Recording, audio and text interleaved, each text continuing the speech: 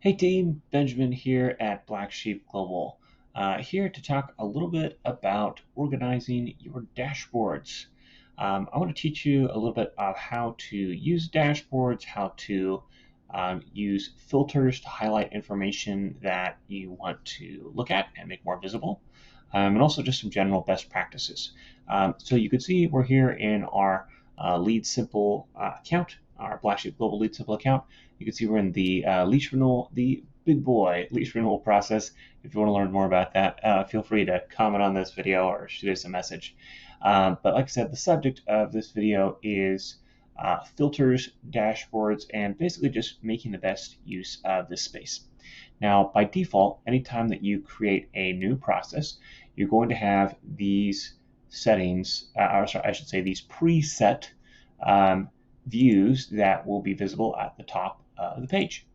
You can see there's all, which displays everything, active, which is only showing your processes that are currently in an active stage, active and assigned to me, pretty self-explanatory, active and also only assigned to me, off track, that's anything that is running late right now where the tasks are due in the past, but the process is still on track.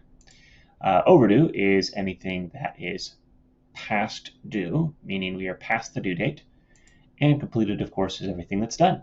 So let's change this up a little bit so we can populate some of these. Again, just making this a little bit easier, we'll call this one, this is our completed one. Let's make this one here. We're going to change the due date so that this one is due in the past. Throw this back into December of 2023. Nice and late. All right, there we go. And now, if we take a look at some of these views, you'll see that they populate. Here's a completed task. Here's an overdue. And here for the off-track one, this isn't displaying anything, but all good. You guys get the general idea. Now, while those are the basics of navigating these, and that is a helpful starting point, it's also important to define what information is actually valuable to you. Now, some things to consider. Let's say in this particular scenario, this is a lease renewal process. Now, a lease renewal process is usually going to be worked on by more than one team member.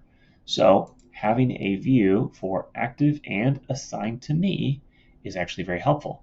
If you have multiple team members or multiple property managers who are working on the process, it can be very helpful to make sure that they can that you're specifically looking at the processes where you have responsibility. Now, your tasks will show over here on your task list as well. But if you want to look at all the processes that you're currently working on, this is an easy way to do it. Let's talk about some more customizations here. What we're looking at right now, actually, let me just take you through, first of all, the things that I think are usually valuable. The all view, while it does give you a total view, I think is usually kind of unhelpful.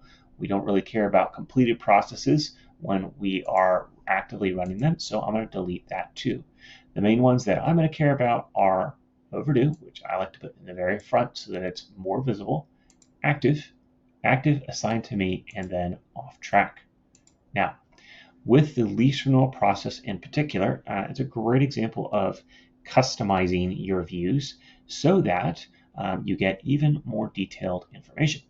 As an example, we have made a couple of adjustments here to these processes so that we can customize the view based on field values. Now, what does that mean? Well, as you're running a process, if you click into any one of these, you'll see we're currently in this stage of renewal not recommended. So we're going to follow the process for a brief moment and say we need to hear back from the owner by the 14th, right? In our next message, or our next task rather, we're going to email the owner of the property, who happens to be Clark Kent, and let him know that we are not recommending a renewal for this property. However, we want to get Superman's input before we just pull the plug, because he does have laser vision and can damage you if he's not happy with your decisions.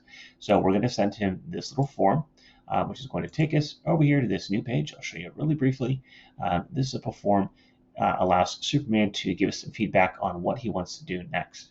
Now, if Superman decides to renew the lease, all well and good. We'll go ahead and submit that, and we'll see that that feedback is going to show up here in a few minutes in the process.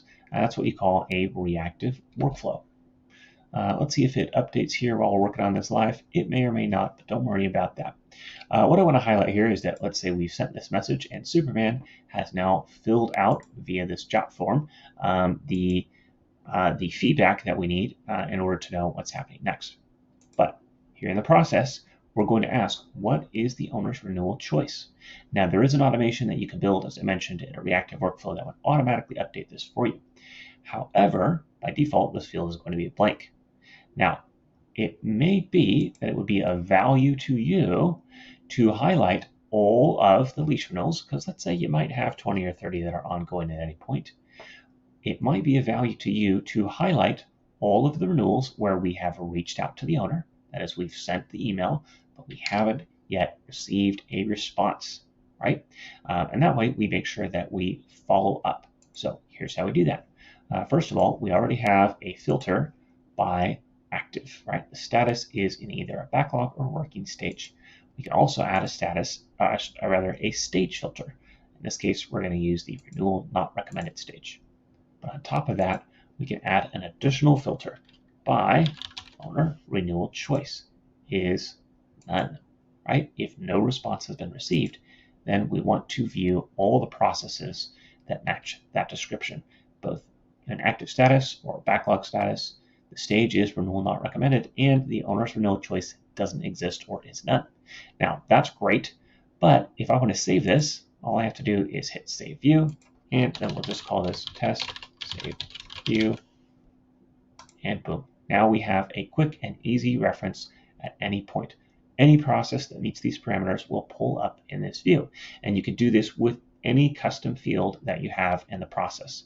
Now, if we wanted to filter by a different option, say everyone who had suggested, or rather responded and said that they wanted to renew the lease, that'd be a different scenario, right?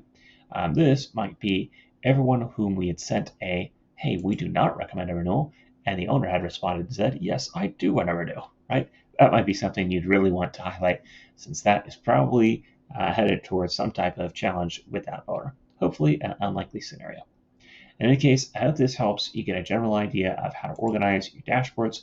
If you have more questions about how to do this, reach out to the LeadSimple team or engage with questions in the Processes Made Simple social group. See you around.